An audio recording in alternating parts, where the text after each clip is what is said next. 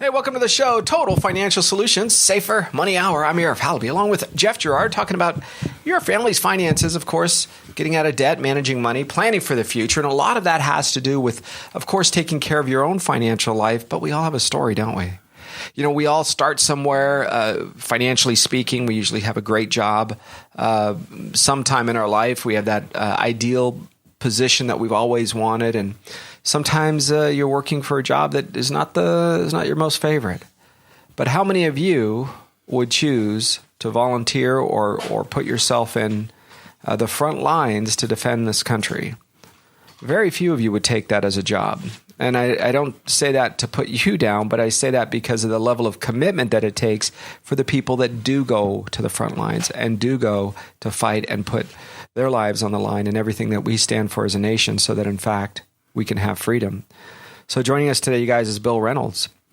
Some of you guys know Bill. Bill Reynolds is the Director of Veterans Affairs for the Signal, a recent position for him.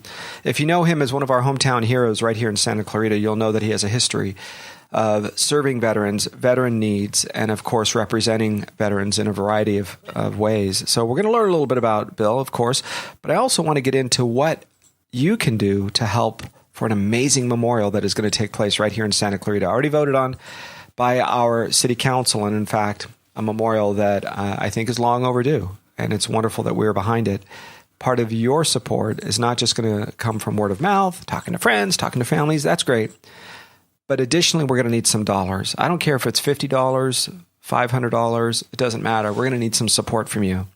And Bill is going to talk a little bit about that, as well as we're going to get into what about the GI Bill? Some of the things that you might say, hey, my son or my daughter or even yourself has come back from the military. Maybe you finally have retired or you just got out after 6 or 8 or 10 years. And now it's time to do the next step for you. We're going to get you a little bit of resources there as well. But let's first welcome Bill Reynolds. Welcome, Bill. Hey, thank you very much. Pleasure to be here. Thanks. We're so glad that you're a part of Santa Clarita. As a history that we have here, we also talk about what it takes for us as a nation and as a community to represent those that have served and have put it all on the line for us. And you're out there doing that. But tell me a little bit about your history. You're somebody who served just a few years ago. Yeah, it's been a long time ago. I was age 19, working at General Motors when they had the plant over on Van Nuys Boulevard. I was going to Pierce College. I had a brand new 1965 Chevelle Malibu Super Sport, beautiful car. Had a beautiful girlfriend, and I foolishly decided that I wasn't happy with my studies at Pierce, and I dropped out intending to resume the next semester, and whammo, greetings, you are hereby ordered for induction. I received my draft notice. That was in the spring of '66, and 3 or 4 weeks later, I'm at Fort Riley, Kansas. Fort Riley, Kansas. In the 9th Infantry Division. Just like that, my life turned upside down. In those days, a lot of the young men who were being drafted were seriously displeased about their life's change. I wasn't happy about it, but I thought, you know what? My dad served in World War II, and it's just my turn to serve the country. And I strongly believed in what JFK said in his inauguration speech. It's not what your country can do for you, but what you can do for your country. Boy, do we need that said a lot more today, huh? Everybody has their hand out. Everybody's a victim. Everybody's their social status or their orientation, or it just seems like we forgot as a nation. And there's nothing good that happens to a nation when people forget, especially the idea of the United States of America. You know, I was with on the trip recently with Washington, D.C. I was honored to go with KHTS. And we went and spoke to House Majority Leader Kevin McCarthy, right here from Bakersfield area. Sat down with them, and there was a group of us, maybe 20 in a room or something, and he said a couple of things. One of them, he goes, look, the last time we were in a mess like this we were, it was in the late 70s where we had high inflation, this. And he went through a list of things and, oh my gosh, it's exactly the same. And he said, what are the two things in common? Well, of course, my comment was, well, we had both Democratic presidents and Republican congressmen. And a Republican Congress, if you will, in some sense.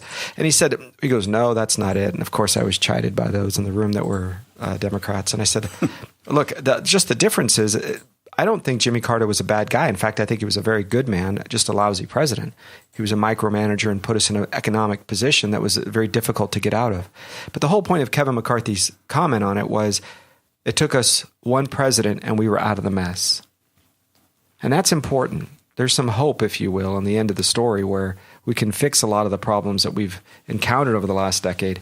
And we can do that in a variety of ways. But the underlying current is always the same. We have to have men and women willing to serve. And that's not something that changes. I don't care what the economy's like. It doesn't change when we're doing great or not so great. Well, in my life's experiences, in my day when I was a young man, we had the draft.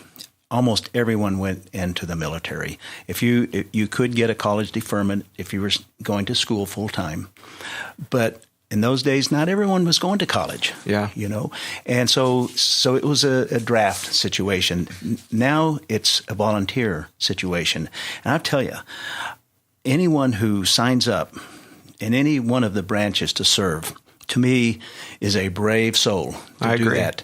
Especially when you consider who the commander-in-chief is. In fact, I'm amazed that anyone would sign up under the conditions here. And I say that from deep in my soul because of what happened during the Vietnam War when President Johnson virtually started the war, and when it got tough, he basically quit. He threw in the towel and quit. And the men and women on the front lines are the ones that pay the price. The politicians in Washington don't really do that.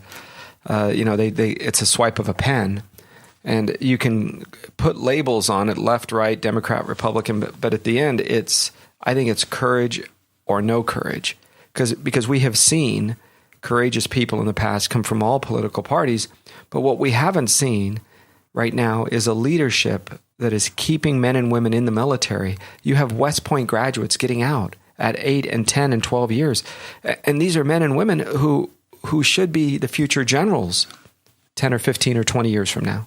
Instead, they're going out into the private sector because they have no confidence that the military. That ought to tell you something, guys. It ought to tell you that we're on the wrong track. And I share that with you because there's a passion that I have. I won't be serving in the military. I'm nearly 50 years old. They're not going to take me. I have messed up knees. It's just not going to happen. But I can tell you we can do our best behind the scenes. Wherever you are in life. There were still farmers that were here in the United States that were doing farming while you guys were there to provide food. There were people in the United States that were in manufacturing and in commerce. Those folks are just as important to any kind of support of the military, but those men and women on the front lines notch it up just a bit. So you were part of something called The Boys of 67, a book written by Andrew Wiest. Yes, indeed. Tell me about that. All right. Dr. Andrew Wiest is a history professor at the University of Southern Mississippi. He became acquainted with one of the fellows from our Charlie Company and had invited him into his classes at the university to help him with the Vietnam studies that he was into at that time. This is going back to, maybe 12, 13, 14 years ago. Well, one thing led to another. They started taking students back to Vietnam, and Dr. Wiest became very good friends with our friend from my unit, John Young. They became good friends. They are to this day, and he started learning a lot about what went on in Charlie Company in Vietnam, and he chose to write a book. And he told us that he was going to do it in 2006, and in September of 2012, it was released. We had a big reunion in New Orleans. 150 people attended. Wow. Children, wives, grandchildren. And we bought tons of books. We signed each other's books. We signed everyone. One of my friends bought 50 books. Oh my! Wow. And so it was just, just the craziest thing. All of these years go by. You did your service for your country many years ago, and all of a sudden, wow, here comes a book, and it's a very good book. It tells a story about a group of young men in Charlie Company. So just think of it, guys. There's A, B, C, right? So you have different groups. C is the portion, and that goes by the name Charlie. So tell me about, just briefly, if you will, what is the story of Charlie Company? How many of you all went there, and how many came home? Well, it's tough to put your finger on that exactly, but we went with, I think it was 160 men in our platoon, in our company. In my platoon alone, we had about 40 when we arrived in Vietnam in January of 1967. By the time September rolled around of that year, there were 13 of us originals left, some killed, some wounded, and some, transferred out. Because you could re-enlist to get out of the combat, extend your service to the Army. But there were 13 of us left. We had a lot of guys that we lost. In fact, and we had replacements along the way. So it's hard to figure how many of the original came home. Yeah. But on one day alone, June 19th, 1967, we lost 47 of our guys from our battalion. Wow. In one battle, there were over 250 VC laying all over the battlefield in the creeks and rivers, and they were just they made a mistake when they fired on us. Now they took a lot of us down right at the first blast, and I tell you something, it was pure hell. Bullets flying everywhere, rockets flying everywhere. I had my M79 grenade launcher barrel. As I was reloading right in front of my face, a bullet blasted through the barrel and just narrowly missed me. Scared the crap out of me. Oh my gosh! Yeah, I can imagine. And we had guys laying all over the place, shot up and dead and wounded. We had helicopters shot down who were trying to get our wounded guys out. That was the biggest battle that we had in my year. There it wasn't the only one. We lost a lot of guys out there in those rice paddies, swamps, and jungles. How did you return back and say and basically flip a switch from the last day you were firing a firearm to the day you land back on American soil? What's the distance between that? How many days? From the time I left Vietnam to not just left, because sometimes you go and you stage somewhere for a few weeks before you come home. But what was the time between? Hi, I'm firing a gun. I'm in the middle of a war zone, and now you have to walk down the streets and shop. Okay, well, I when I came back from Vietnam in early January of 1967, I had a 30-day leave of absence, and by the way, my girlfriend had written me a Dear John letter while I was over there. Of course, I was going to say. And so I was assigned to be an assistant drill instructor at Fort Leonard Wood, Missouri. I was training basic trainees. Sure. So I did that for my last 3 or 4 months in the Army. And then when I came home in May of 1966, I'm back in the 68. 68, Excuse me, 68. Now I'm figuring, now I'm back in the world. We always called it, we got to make it back to the world. Yeah. The world of round doorknobs, I'd say. And so, it was just kind of weird, coming back. But for me, I had to move forward with my life. Yeah. We were treated badly at the airports, particularly in San Francisco. Not so bad in Los Angeles, but we were treated poorly. A lot of guys have carried that with them their entire lives. That's not how I lived my life. You ended up coming back and getting your job back at General Motors, the old plant in Van Nuys. In fact, I grew up at least the first 8 years of my life right around the corner, Lanark and Van Nuys. I had a girlfriend who lived down Lanark. Yeah. Lullaby Lane was my street, just in case you know. Yeah. 8046, if you ever go by. Funny how you remember those things. Totally. And I remember our phone number. I was 8 years old when we left, moved to Sylmar. And we grew up in the house that was the little GM house. We had one-car garage. They were all cookie-cutter, 800, 900 square foot, specifically designed to be housing for the workers there at Van Nuys. Oh, and also for the World War II returning veterans. That's exactly right. Yeah. And so you guys ended up coming back, working at General Motors for a little while, and then you changed careers. Yeah, well, the entire time I was in, junior high school and high school, and also for about a year and a half at Pierce College, I was learning drafting. I wanted to be a draftsman. That was my goal in life, to be a draftsman. And when I returned back to General Motors and I started looking around at the kind of jobs that I could have there, I thought the best that I could move up to would be a forklift driver. And I go, that's just not good enough. I need to find another job, a drafting job. And I landed a job with Lockheed Martin, Lockheed Aircraft, it was known at the time. That was in '68. And so I went to work there as a draftsman, and eventually I left the company. I returned to the company, and I eventually found my way into facilities engineering, and I worked my way up in facilities engineering.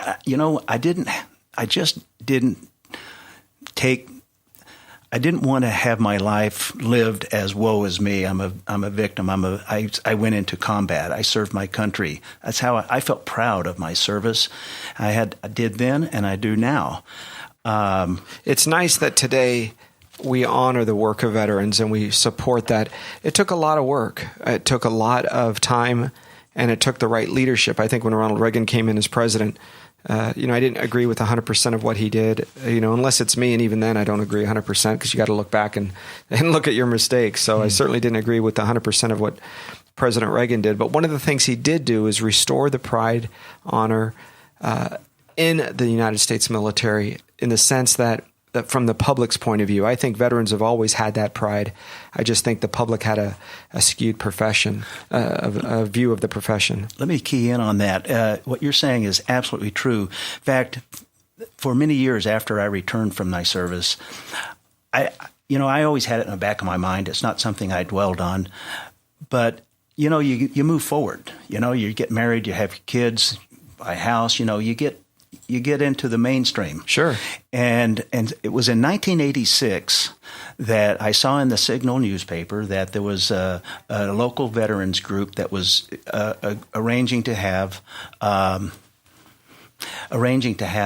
parade, participate in the July 4th parade. In fact, it was right out in front of this building. Yes. That I was marching with these fellow veterans, and the next morning on the front page of the paper was a picture of the Vietnam group, and I'm right smack in the middle of that photograph. I still have it hanging on my wall in my dining room to this day. But that was when I first started to become involved with veterans and so forth. So. And Bill Reynolds is now an advocate, director of Veterans Affairs for the Signal. I can tell you this, folks, that what we're doing is we're going to be getting into the next step, and I want you to stay tuned because there is a memorial that we are going to be putting right here in the Newhall area, specifically designed to honor veterans, those that have served the United States. And I think it's important you realize this because part of what we do as a country is we take advantage of being able to sit there, play video games, and then say, oh, wait a second, those video games are our soldiers serving in Tucson, Arizona, or Edwards Air Force Base, and they're actually flying drones. We have some of these gentlemen as clients, and they go to work in regular clothes. They pick up milk on the way home after flying drones over the battlefield and over the theater of you name it, which part of the nation that we have folks working. And these are men and women that are serving the nation. They're not doing it. Look, you've seen the numbers, guys. Minimum wage for flipping hamburgers. And, well, people shouldn't be able to, live. Look, you get it? Minimum wage job is not designed to be your life career. It's not saying someday I'm going to retire being an order taker or a shift supervisor. Those jobs are designed as you move through it. That's why education was put there free. For most people, it's free. You go on. So you're supposed to do both things. Oh, but it's not fair. Look, nothing is fair. It's about life. And those men and women that serve in the military, many of them make below minimum wage. You understand that? Below minimum wage. And they're on the front lines. Oh, well, we got to pay them more. Wonderful. Let's just wave a magic wand and get enough money to pay everybody $1 million a year. It doesn't work that way. There's a service that is involved. So I want you to focus on two things. When we come back, I want you to learn a little bit about this memorial. And number two is, what can you do, and what did Bill do career-wise as he worked his way up from an educational standpoint, from a career, and from an integrity? We'll come right back. I'm Arif Halaby, along with Jeff Gerard, and of course, special guest, Mr. Bill Reynolds, Director of Veteran Affairs for the Signal newspaper. I'm Arif Halaby. We'll be back in 2